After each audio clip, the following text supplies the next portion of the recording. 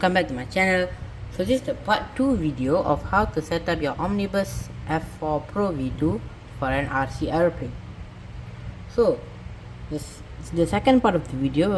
I'm going to show you how to flash the board, the Omnibus board. So first you will need an USB cable with micro USB port, and then you'll need your Omnibus board. And then to test out the functions like the OSD, the gyroscope, and the GPS, and also the magnetometer. For testing GPS magnetometer, we already have the GPS module here, but to test out the gyroscope, we're gonna use these micro servos to just show you guys how does the servo work and which channel is which. I already explained which channel is which in the last video, but just gonna explain it again in this video. And also to test out the on-screen display, I'm having a FPV screen, so I'll show you how to what's the function of the OSD screen and those stuff. So first, connect the USB to the computer and micro USB to the board. Before you connect your micro USB to the board will be pre-flashed with Betaflight. So to flash it again for iNav, you need to disconnect all of the ports that the board support, like this GPS and the 5Sky receiver and also the SD cards. So after you remove all those stuff, you need to press the DFU button or the boot button. While pressing it, then you need to connect your micro USB. So you can see in my computer screen, now the board is in DFU mode. So after you open your iNav, you connect the board successfully, it will show you DFU mode. If your board doesn't work with the original driver, open ZDIC, go to options, list all devices, and then press select device, and you can see STM32 bootloader or Omnibus Omnibus Pro. So you just press that, and then you just press install driver. After installing the driver, it will automatically turn the board to DFU mode. If no, you can disconnect the board, and then you also can connect it by pressing the boot button, and you need to connect it again. So after you connect the board, it will be entered to DFU mode. You need to go to firmware flasher, choose a board, and then you need to choose Omnibus F4 Pro, and then choose a firmware, choose the latest firmware, the 5.10. After you choose that, you need to load firmware online, press the button load firmware online, and then after the firmware is uploaded to iNav, you can flash firmware. So after flashing firmware, I will ask you to configure the Omnibus board, and then you need to press flying wing with tail. Flying wing with tail means the normal RC plane. Flying wing without tail means the normal flying wing for FPV flying wing, and then quadcopter is for drone. So after connecting it to the flying wing, you can see now, because I already disconnected my GPS and my magnetometer, that's why it's beeping. So to activate your GPS and your magnetometer and also your receiver, you need to go to your ports. You can see here ports, and then for UART1, which is your RX connects to, your receiver connects to. So you need to on the serial RX button here. Switch on the serial RX in UART1, and also for sensors in UART6, choose GPS. Then save and reboot. After saving and rebooting, you will need to disconnect your board. So after you disconnect your board, now you can connect your receiver back and also your GPS. after connecting your receive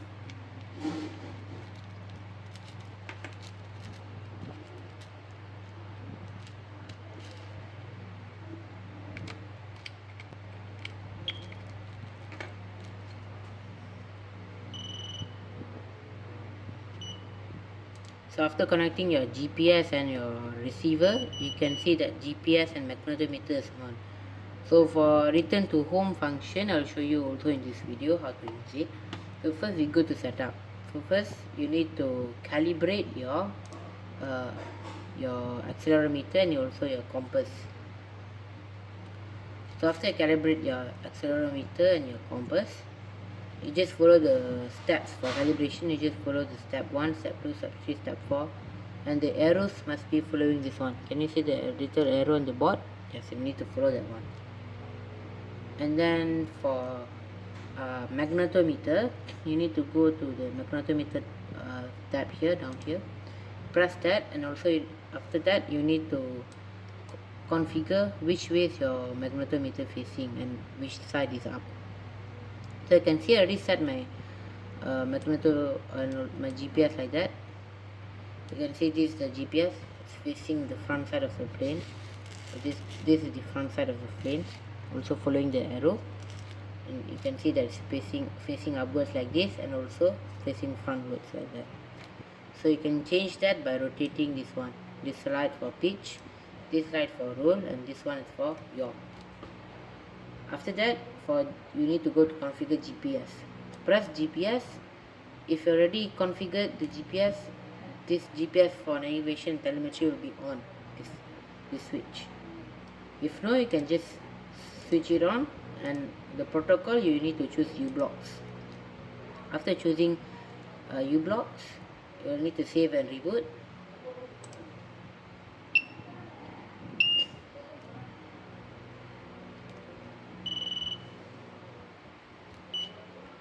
So after saving and rebooting, you can see that your GPS is already connected with the board and also giving data to the board. So you can see the total messaging will increase every time. Next, you're going to go to the receiver. So to set up receiver, as now I'm using iBus protocol. So this receiver mode, receiver type serial, because you're connected to the UART port, which is serial port number 1. You need to choose the serial. And serial receiver provider, as I said, iBus. So I choose iBus. If yours is SBus, you can choose SBus or any other protocol like Mavlink or FR Sky and those stuff. So mine is SBus, so I just choose SBus. And for serial port inverter, you don't need to invert, so you just off that thing. And also serial receiver half duplex, you can just turn to auto, so whenever needed you will do the duplex. So now to configure your transmitter to your receiver, you need to press the bind button, or if your receiver is already binded with your transmitter, you can just turn off. So if you want to bind, you need to press this, but you need to turn off the board first. Wait, let me disconnect the board. After disconnecting the board, press the bind button and turn on.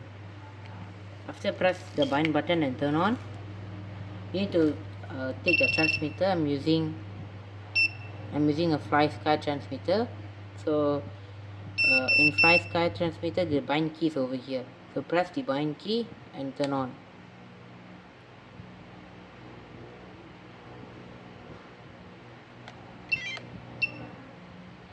So now my transmitter is connected to the receiver. So you can see that the receiver light is always on, which is connected. Now I can press connect on the iNav, and then you can go to receiver. Now you need to move everything to the maximum point and also to the minimum point. So everything goes to the maximum point.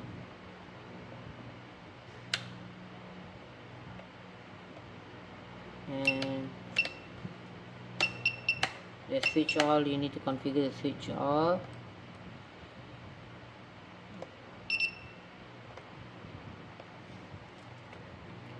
All to the maximum point and then to the minimum point.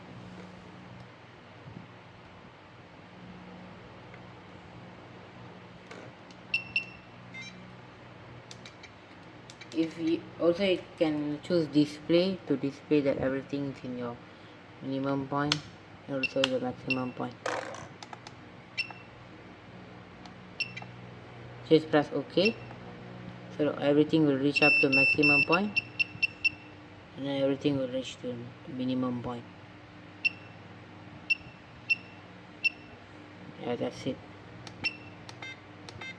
And if you want to add endpoints, also can uh, in the transmitter. We cannot add endpoints in the INF. You need to add endpoints in the transmitter. So that's why I can see my pitch ends at 110 and max out at 1970. That one is what I did for my plane for the endpoint in pitch and also in the roll. A roll, I don't think so I did anything roll, but in the pitch, yes I did. So now your transmitter is configured, everything looks fine. Check for the channel switches like channel 6 and channel 5, everything works well. Now you can go to failsafe. So after go to failsafe, there's 3 options or 4 options. First is drop, second is land, third is return to home, and fourth is do nothing. So because you already have GPS and magnetometer, why want to waste that function? So you can use return to home function.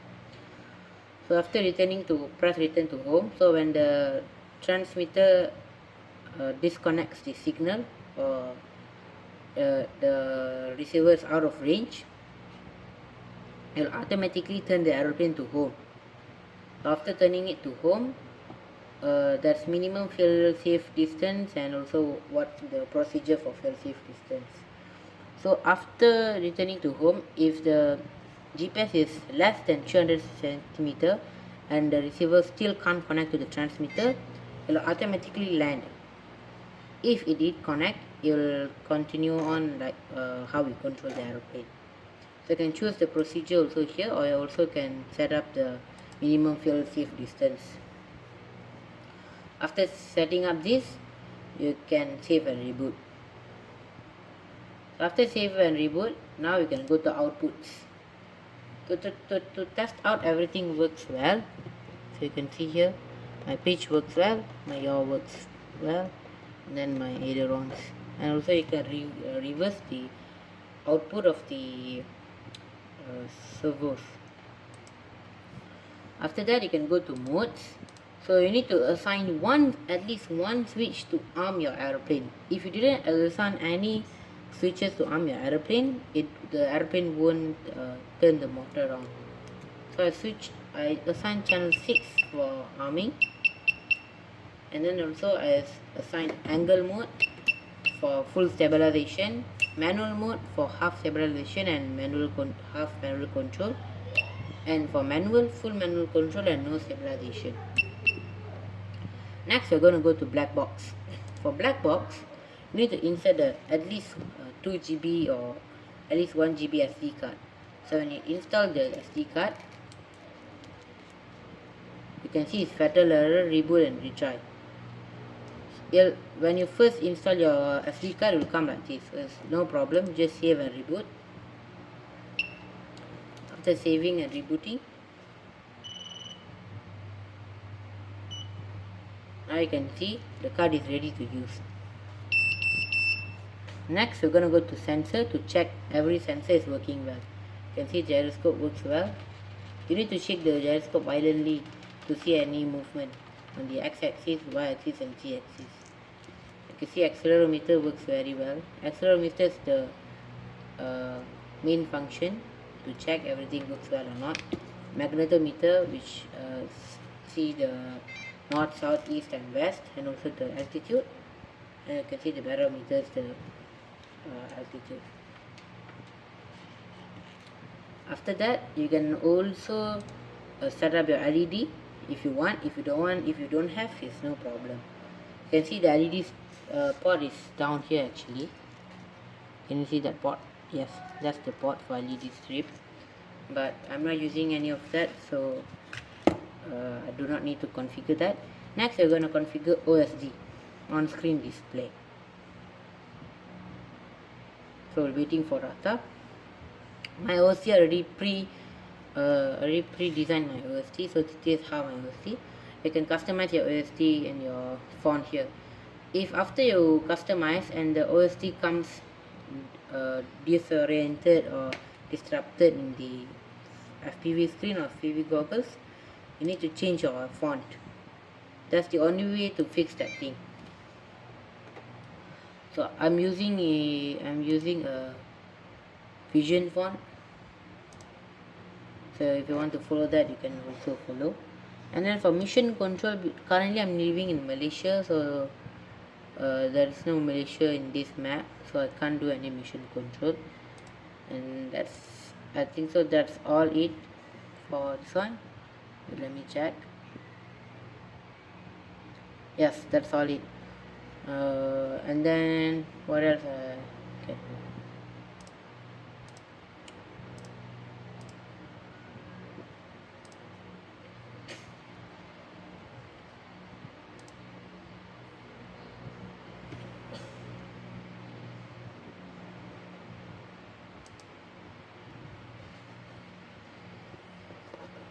If you want to tune something in your pitch, roll or yaw, you can see here. And also the most important thing, the most important stuff you need to do is, before anything, before you disconnecting and putting on your aeroplane, you need to turn on GPS navigation for telemetry. That's one. And also you need to switch on the enable motor and servo output. You need to switch on this so that the Omnibus can output signals to the servo and also the motor. And also need to turn on OSD for OSD function. And after turning on everything, battery voltage monitoring and those stuffs, and then you can save and reboot. After saving and rebooting, you can disconnect your board.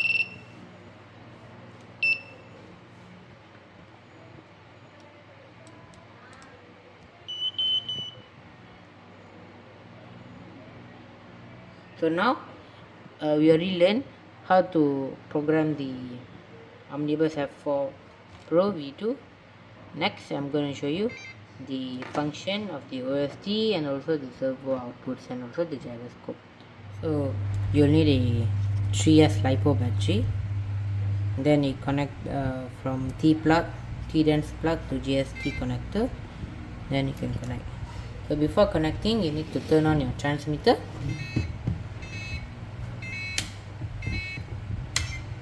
After turning on your transmitter, you need to plug in the GST port. So after plugging it in, you can see that the transmitter is connected to the receiver and everything looks well. Then I will show you how to connect the port. So this is the throttle servo. Connect the throttle servo to the second port over here. And then this is the elevator. Elevator goes in here. And then this is the aileron. Aileron goes in the last spot in the Omnibus. And then last but not least, the rudder. Rudder goes into the external port, which you can connect yourself.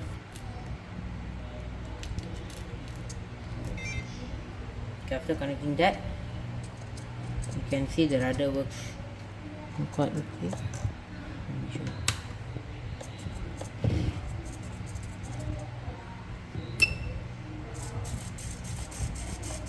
See, I'm moving my transmitter, and then you can see I'm moving my aileron. I'm moving my rudder. So elevator, aileron, throttle, rudder. Elevator, aileron, rudder. So to arm your throttle or to arm your motor, you need to flick the switch that you assigned for the arming position. So now currently the GPS is not fixed yet. So to see the OSD function and also the messenger, you can turn on your FPV goggles or FPV screen. So you can see that's a lot of the customization you did on the INAV will be output on the FPV screen. So you can see the accelerometer works well, the GPS also works well. So when I flick the arm switch, you can see unable to arm, waiting for GPS to fix. So to force the Omnibus to arm, you need to arm the board 10 times. 1, 2, 3, 4, 5, 6, 7, 8, 9, 10. So now the Omnibus is armed, but then the home position is not set because the GPS is not fixed. So after forcing it to arm, you can see the throttle works.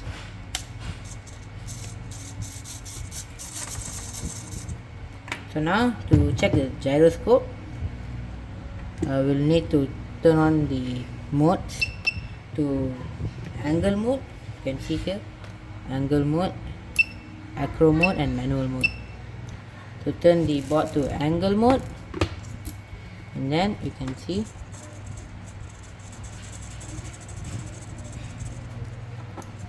this is the aileron, and then an elevator for pitch, aileron for roll, and then this is the rudder is for yaw. So that works well. The GPS also works good, and also the FPV OSD also works well. Next we're going to test out the fail-safe function. So to do that, just going to turn off the transmitter. So you can see the fail-safe function is on. But then you can see here emergency landing, return to home, no RC link lost. You'll do emergency landing because the return to home function is currently disabled because the GPS is not fixed. So if you already turn on your transmitter,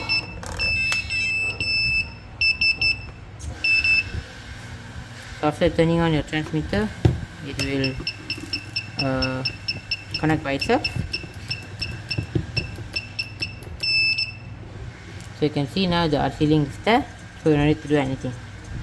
So that's the fail-safe function, GPS function, gyroscope, accelerometer and OSD function, all this already talked about in this video. So in the next part of the video, I'm going to show you how to put this board, how to put all of this setup inside an aeroplane, an actual RC aeroplane. I'm going to show you in the next part of the video. So thank you for watching, and please subscribe, share this video to everyone who needs help. Hope you enjoyed this series. So in the last series we talked about the wiring, this series we talked about flashing, and then the next series we're going to talk about setting up on an aeroplane and flying it. Thank you guys, bye bye, see you in the next video.